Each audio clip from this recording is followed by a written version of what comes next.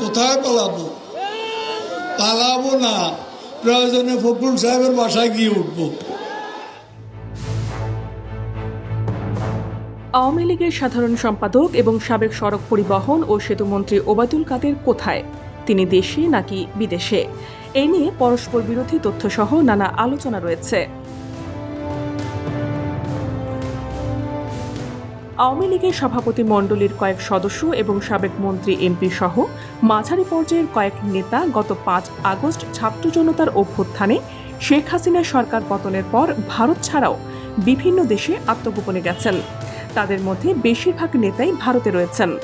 অনেকেই গ্রেপ্তার হয়েছেন, কিন্তু ওবায়দুল কাদের গ্রেপ্তার এড়াতে পেরেছেন।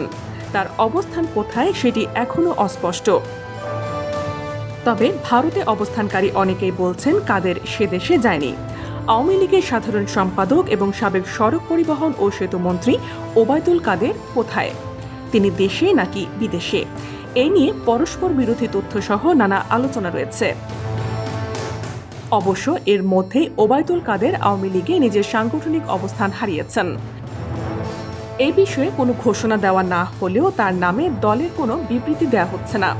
কেউ কেউ বলছেন সংযুক্ত আরব আমিরাতের দুবাইয়ে আত্মগোপনে রয়েছেন আওয়ামী লীগের সাধারণ সম্পাদক। কারো দাবি সিঙ্গাপুর কিংবা থাইল্যান্ডে।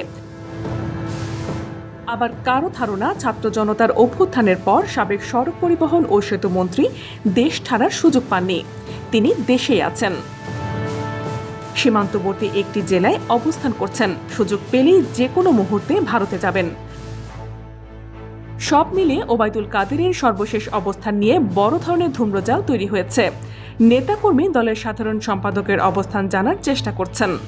Bharat, America, Thailand, Canada, Belgium সহ বিভিন্ন দেশে আত্মগোপনে থাকা নেতারাও ওবায়দুল কাদেরের খোঁজ নেয়ার চেষ্টা করছেন। তাহলে প্রশ্ন থেকেই যায়, ওবায়দুল কাদের আসলে কোথায়?